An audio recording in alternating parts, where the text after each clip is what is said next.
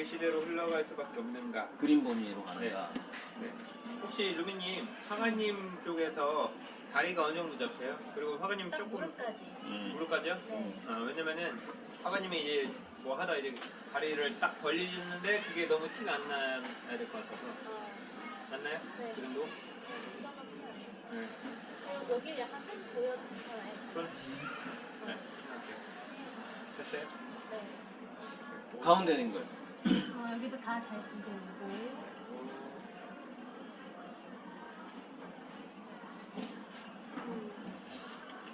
네. 됐습니까? 자, 그래서 나는 됐어. 화분기통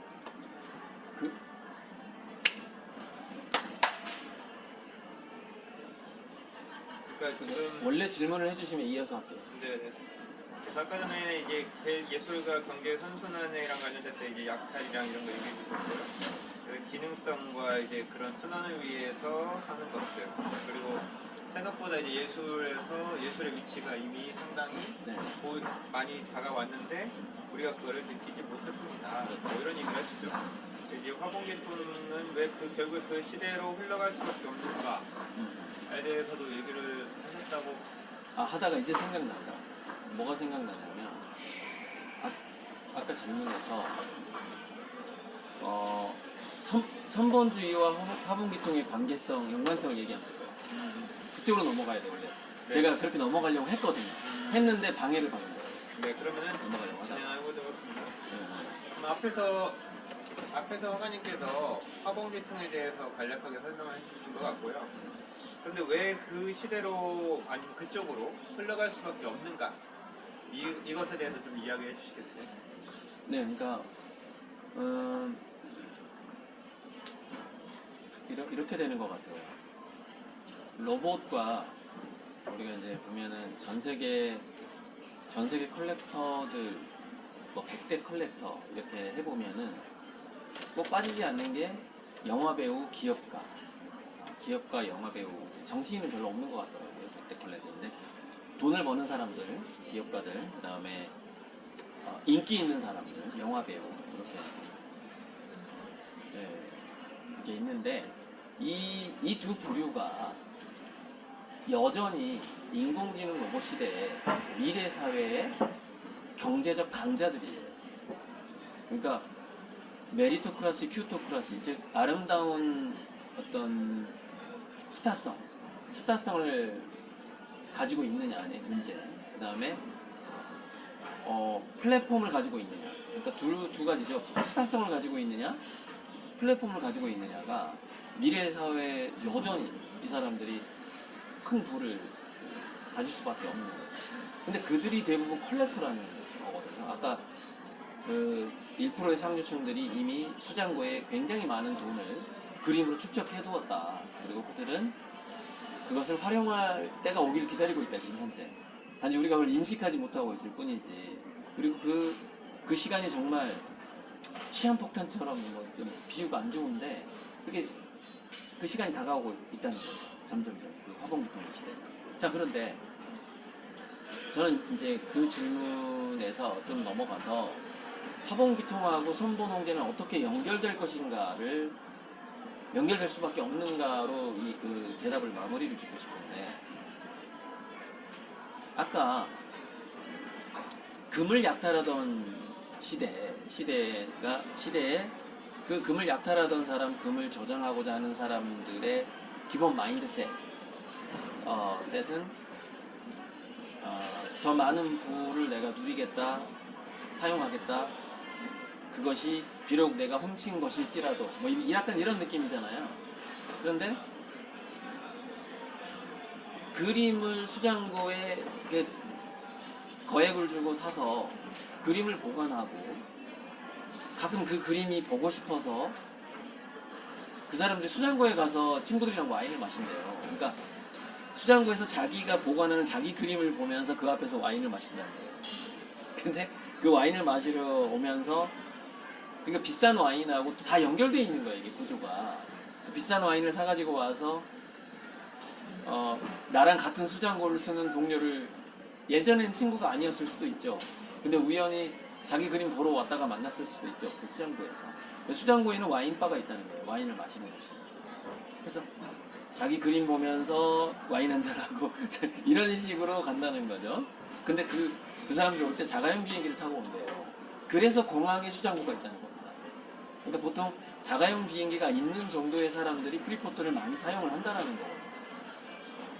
정말 이건 전 세계 상위 1%는 아니고 0.1%의 어떤 세계 같은데, 자, 그 사람들이 그림을 보면서 아예 무용성으로 출발했던 예술. 저 그림이라는 것은 우리가 심리적인 어떤 유용성은 있을지 몰라도 물질적인 유용성은 아예 없는 데서 출발한 거잖아요. 무용성에서 뭔가 아름답다, 나에게 감동을 준다 해서 자기가 컬렉팅을 시작해서 또 열심히 또 돈을 벌고 또 해서 컬렉팅을 하고 점점점 고가 미술품까지 접근을 했을 거라고, 그 사람들이. 그 사람들이 그 그림을 활용해서 자본을 만들었을 때 과연 금을 약탈하던 사람들의 마인드셋과 같겠느냐는 것이죠. 그러니까 저는 그분들이 자기 그림이 수장고에 들어가 있는 고가의 미술품이 다시 선순환으로 현금화 토큰이 되었을 때 저는 그건 선본주의로 쓸 확률이 높다라고 봐요.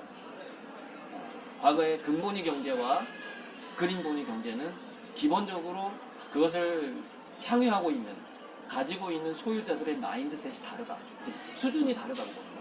수준이. 그래서 제가 전에 유튜브에서 늘 아미고님들은 제 그림에 투자한 순간 1조 이상의 자산가이며, 사실 예전에 교육 강의할 때도 그랬어요. 자녀 교육을 할 때 나는 엄청나게 1조 이상의 자산가인데 단지 우리 아이의 교육상 가난한 척하고 있다, 이렇게 생각을 해달라. 그 마인드가 교육에 가장 좋은 마인드다. 엄마 아빠가 헝그리 해버리면 기본적으로 정신적인 자존감이 헝그리 해버리면 그게 전수가 돼버리기 때문에, 그럼 아이들이 날개를 펼칠 수가 없다. 한마디로 이카루스가 될 수 없다. 비전을 향해서 날아가는 아이가 되어야 하고, 미래 사회는 그 비전을 향해서 날아가는 아이를 인공지능이 도와줄 텐데, 인공지능이 도와주면 지금 상황 보세요. 교육계 계시니까 아시잖아요. 인공지능이 모든 답을 해줄 수 있으나 질문을 안 하는 거 아닙니까? 왜 질문을 안 해요? 호기심이 없어요. 날개를 펼치고자 하는 의욕이 없다고요. 왜? 어디로 가고자 하는 목적지가 있어야 될 텐데 목적지를 상실한 교육이 되고 있다는 것이죠.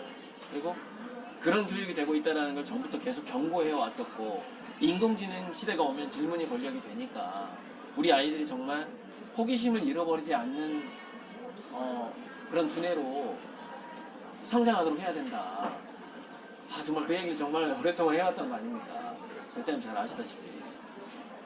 자, 그래서 그 고가의 미술품을 자기 자산, 미술품에 고가의 미술품에 자기 자산을 축적시킨 사람들이 그것이 다시 돈을 활용하고 할 수 있게 됐을 때, 저는 그들 중에 최소한 70%는 선본홍제의 마인드로 그 돈을 쓸 거라고 봅니다. 그래서 그림본이 화본기통의 세상과 선본홍제는 자연스럽게 연결되어 있다. 그렇게 보는 것이죠. 그렇게 이제 허가님께서 이제 그 메디치의 마인드도 그런 얘기를 하시죠. 교육할 때도 그랬죠. 나는 뭐 세계적인 화가를 키우는 메디치가 있는 맞아. 사람이다. 이렇게 아미고님들이 정말 이런 화가를 키우는 각각이 다 메디치가라고 생각을 해주세요. 이런 얘기 했었잖아요. 영상에 올라가 있어요. 맞아요. 그리고 저는 정말로 그렇게 될 거라고 봅니다. 그렇게 될 거라고 믿고 있기 때문에 그런 얘기를 한 거예요. 일종에는 이제 내용이 세계적인 화가가 되기 위한 조건에 대해서랑 그 예술계의 W가 되기 위한 조건에 대해서, 저번 영상에서는 그 아름다움에 대한 부분이랑 그렇게 이야기를 해주셨는데, 저번 영상에서는 이렇게 질문 드릴게요. 예. 네.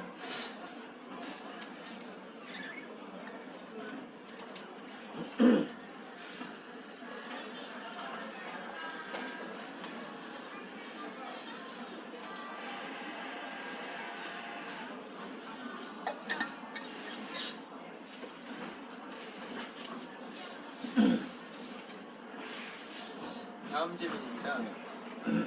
세계적인 화가가 되기 위한 조건에 대해서 대략 한 20가지 정도 예전에 영상에서 찍어주고 네. 그리고 예술계의 W 네. 라는 이름으로 해서 화가님께서 이야기하셨던 내용들이 기억이 나는데요. 그 조건에 대해서 말씀해 주실 수 있을까요?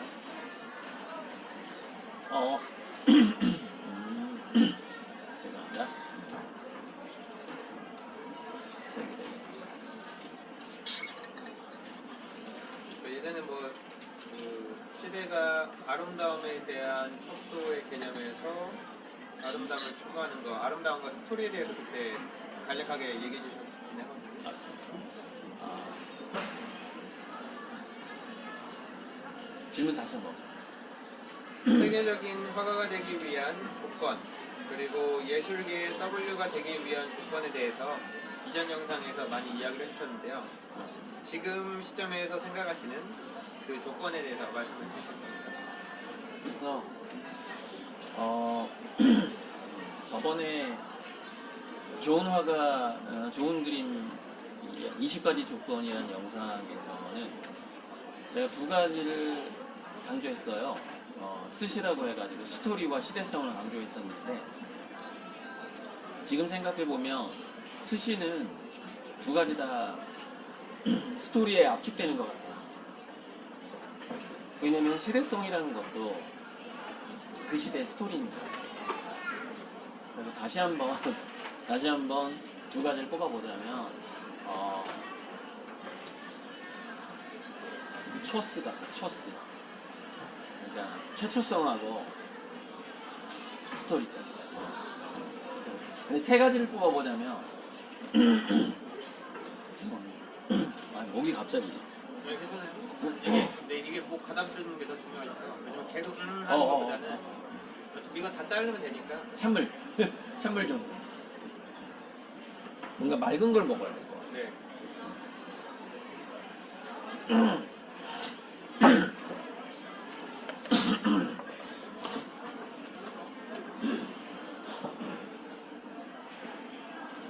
사람들이 많이 와서 사람들 바글바글해서 먼지가 막 일어나는 것 같아요.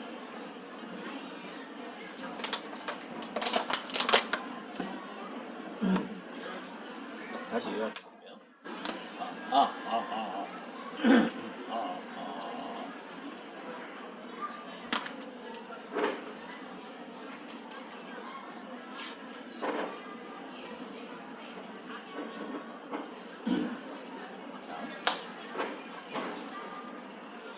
그때 그 영상에서는 제가 두 가지를 뽑자면 스시라 그래가지고 스토리와 시대성 두 가지를 뽑았었는데 생각해보니까 시대성이라는 것은 그 시대의 스토리를 담는 거기 때문에 그냥 스토리로 압축이 되는 것 같고 세 가지로 뽑아야 될 것 같아요. 그러니까 뭐 굳이 압축을 해보자면은 신미성, 스토리, 최초성 이 세 가지인 것 같아요. 그게 아주 마치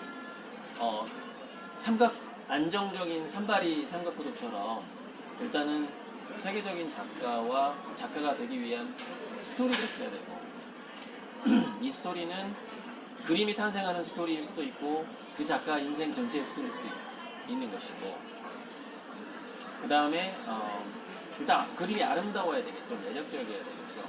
그래야 그 그림을 보면서 와인을 마시죠. 아까 얘기했던 것처럼 저 그림을 보면서 조금 더 그 그림을 환상적으로 음미하기 위해서 와인을 한잔 하면서 또 사업부산도 떠올리고 뭐 이런 거 아니겠습니까?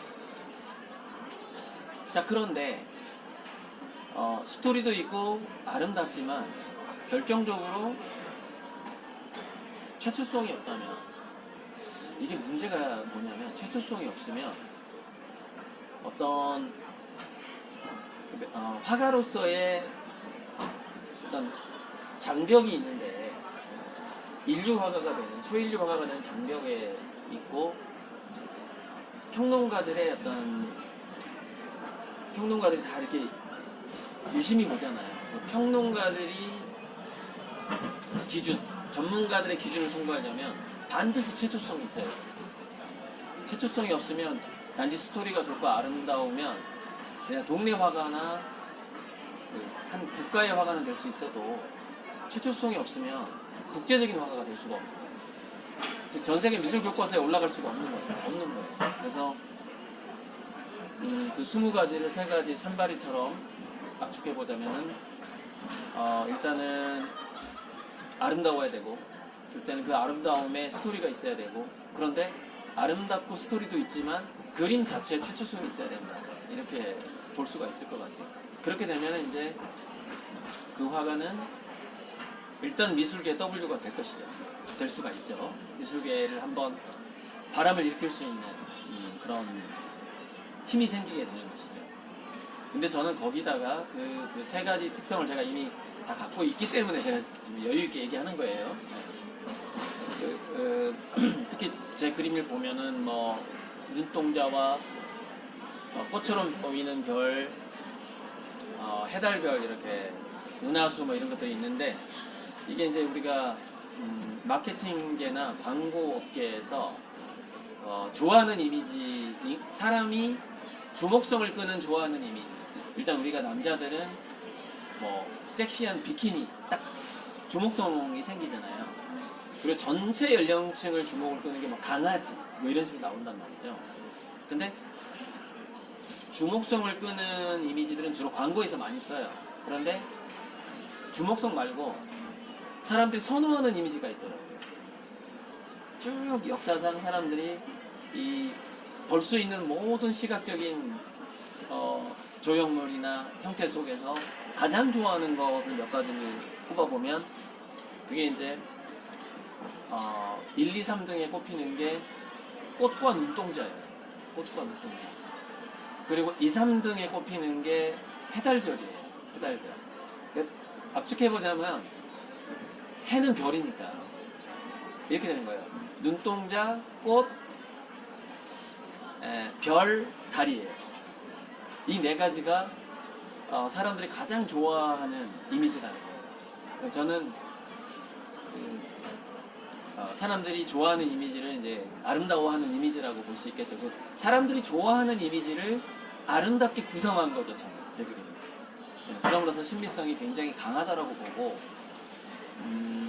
또한 이제 제 그림은 우리 일본 국기 보면 태양이잖아요. 그 다음에 저기 이슬람 쪽 가면은 달하고 금성이에요. 그게 수승달하고 금성. 전 세계 국가의 그 국기에 대부분 해달별입니다. 해달별 신화가 많이 있고, 거기 컬러가 있는 것들도 보면은 모카토 금수의 색깔이에요. 오행성의 색깔들이 이렇게 프랑스 같은 거 보면 이렇게 색깔로 이렇게 되어 있고, 그 오행의 색깔들이 각각 상징하는 게 뭐 자유평등 박애 뭐 이런 거예요. 열정 이런 걸 상징을 하는 거예요. 좀 신비성으로 좀 많이 빠져들었는데, 애초 질문이 뭐였죠 이게? 이제 세계적인 W였죠, W. 네, 그러니까 지금 신미성 그리고 스토리를 간단하게 살짝 풀어주셔도 오케이. 돼요. 그래서 최초성 아까 전에 얘기 해주셨고. 그래서 최초성은 워낙에 제가 따로 특집으로 이렇게 얘기한 바가 있기 때문에 일단은 좀 생략을 하고, 스토리라는 것은 이렇게 스토리가 어떤 스토리가 좋다라고 말하기가 참 어려운 부분이 있고, 근데 단 이런 건 있어요. 예술에 있어서 스토리는 반드시 어떤 그 작가의 트라우마를 전제로 시작을 하거든요. 그 작가 개인의 트라우마를 전제로. 근데 제가 아미고님들이랑 첫날 여기 오프닝 미술품 전시를 하고 나서 양꼬치집에서 대화를 나눌 때 나왔던 스토리에 대해서 나왔던 아주 결정적인 한마디, 트라우마는 디자인될 수 없다예요. 그거는 타고나야 된다는 거예요.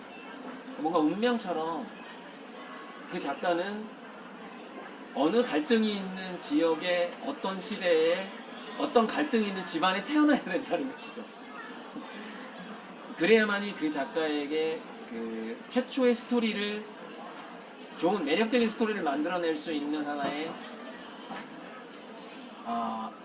좋은 트라우마가 된다는 거예요. 그러니까 마치 우리가 조개, 진주 조개, 그러니까 진주를 만들어내는 조개 속에다가 우리가 사실은 아픔을 주는 거거든요. 그 까만 뭔가 이물질을 집어넣어줘요. 그러면은 얘가 아프니까 움직일 때마다 이게 아픈 거야. 그래서 그 까만 그 이물질을 계속 감싸는 거거든요. 조개질로 무슨 질이라고 하죠? 키틴질. 우리 이빨 이거랑 비슷한 범랑질이라고 해야 되나? 그걸로 계속 감싸거든요. 그래서 그게 내 몸 안에 있어도 안 아프게 만들어내는 거거든요. 근데 그 최초의 이물질, 그 최초의 트라우마를 어떻게 자신이 디자인할 수 있겠냐. 그리고 어느 부모가 자기 자식한테 트라우마를 주고 싶겠어요. 그래서 어찌 보면 스토리라는 것도 우리가 스토리라는 것이야말로 정말 자기가 창작하기 어렵다. 그러니까 강력한 스토리. 그러니까 물론 소설은 우리가 다 써낼 수 있죠. 그리고 자기 그림 그릴 때 어떤 이야기를 집어넣을 수 있어요. 근데 아주 근본적인 그 작가의 그 영혼 깊이 처박혀 있는 스토리는 사실 운명적인 거예요. 운명적인 거예요. 근데 가장 운명적인 게 스토리인 것 같고요. 스토리를 만들어낸 트라우마인 것 같고, 그 다음 운명적인 게 최초성이죠. 왜냐하면 이 최초성이라는 것은 시대별로 한정이 돼요. 예를 들면 우리가 세단이다 그러면 후기 인상파 시기의 최초성은요, 그냥 뭐 원근법이라던가 이런 것만 좀 깨도 그냥 최초성이었어요. 저는 굉장히 그 당시에 최초성은 쉬웠다고 봅니다. 그리고 사진이 나왔을 때 똑같이 안 그리면 최초성이었어요. 사진이 나온 다음에는. 그러니까 우리가 지금 많이 알려진, 우리 교과서에서 많이 보는 작가들이 인상파 화가들이 왜 많냐, 사진이 등장하면서 이 사람들이 그 최초성에 대한 절박성이 생긴 거예요. 그러니까 그 당시에 나는 뭐네 인상을 표현해서 감정을 표현해서 하면서 그런 것들이 되게 떠밀리듯이 최초성을 이 사람들이 발견을 해낸 거죠. 사실 그거는 뭐냐면 주어진 거죠. 사실 최초성이 그들에게 그 시대가 준 거, 선물한 거죠. 최초성. 그러니까 최초성이라는 것도 약간 운명적인 특성이 있다는 거죠. 어떤 시대에 어떤 자리에 태어나야 된다는 거죠. 고어나 세단이 그 나라에 태어나지 않았더라면 지금 이렇게 최초성이 있는 화가로 남을 수가 없었겠죠. 피카소도 마찬가지죠.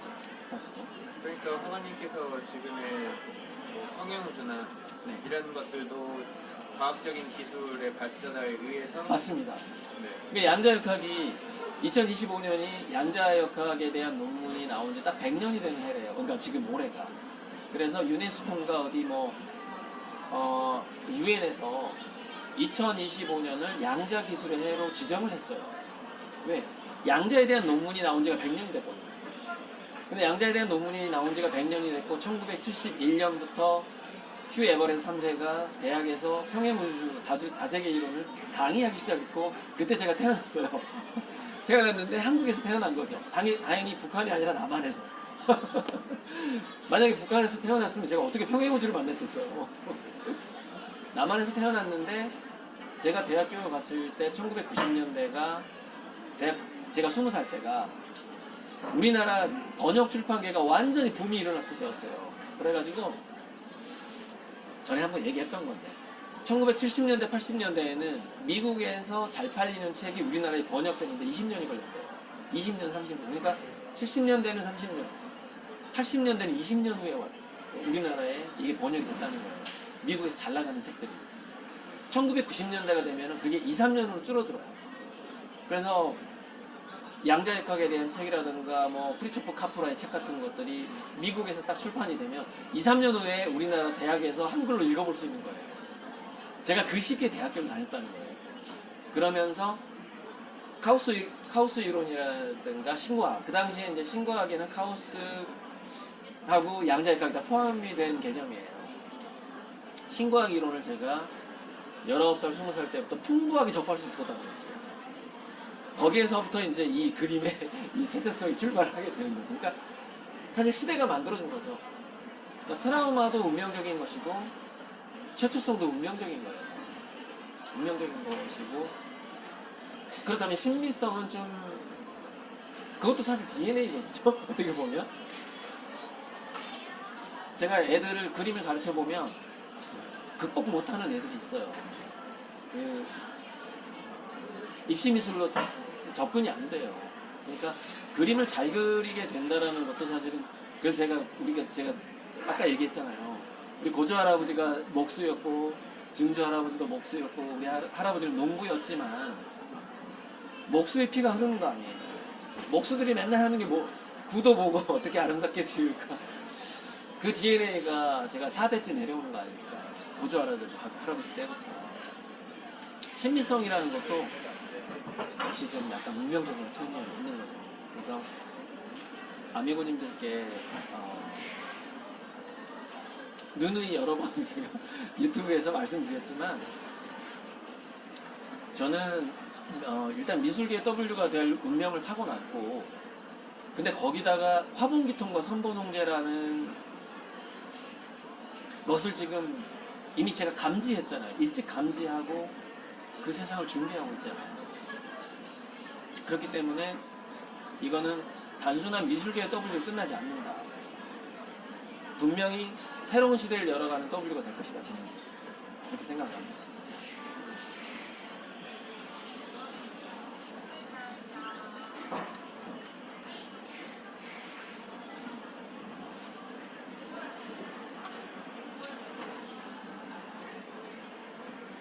그 다음에는 이제 화가님이 유튜브에서 미래통화에 대한 전망에서 FTO 그리고 뭐 이번에 2020 이거를 한꺼번에 같이 할게요.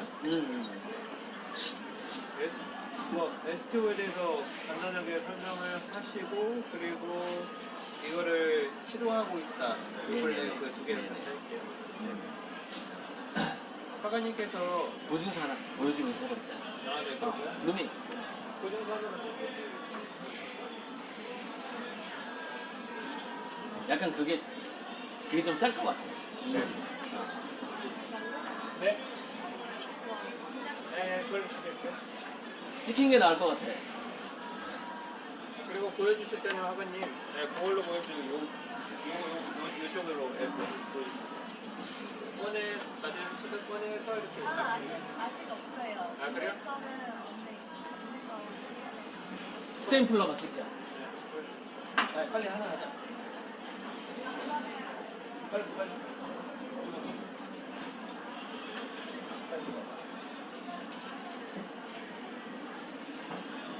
한번 꺼낼게요.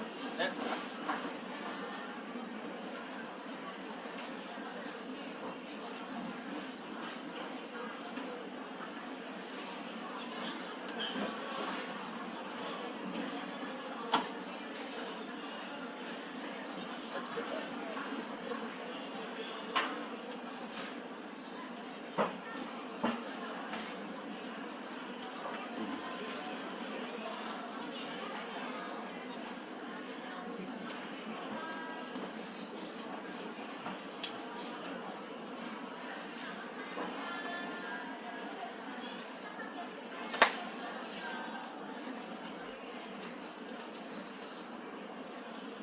다음 질문입니다. 네.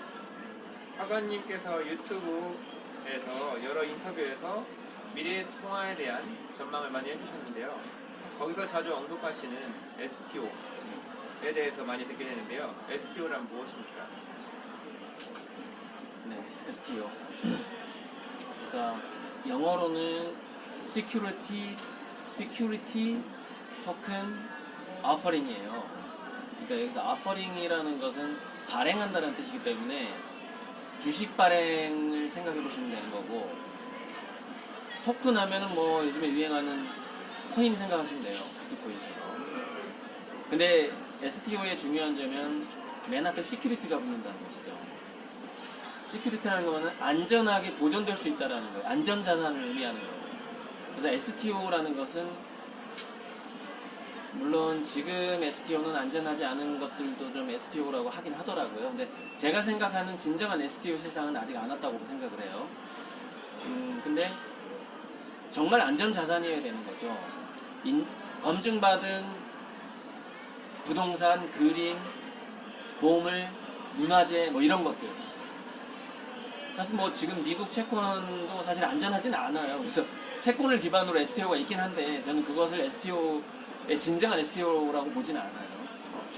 인류의 어떤 인류사가 계속 된다 하더라도 변치 않을 어떤 가치의 안정성, 가치의 안정성을 가진 것을 기반으로 그 어떤 토큰이 발행이 돼야만이 그 진정한 STO다라고 생각을 하고, 지금은 그렇게 만질 수 있는 부동산이나 그림 같은 것을 STO화 하는 것을 RWA, Real World Asset이라고 불러요. 그러니까 진짜 세상의 자산이란 뜻이잖아요.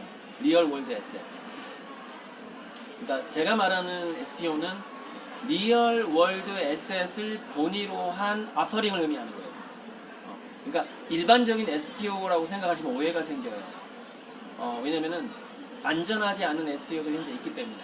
예, 저는 근데 정말로 인류사를 통해서 검증받은 가치의 안정성을 기반으로 발행되는 토큰 증권을 의미합니다. 그게 진짜 STO의 뜻이고요. 제가 생각하는 STO고요.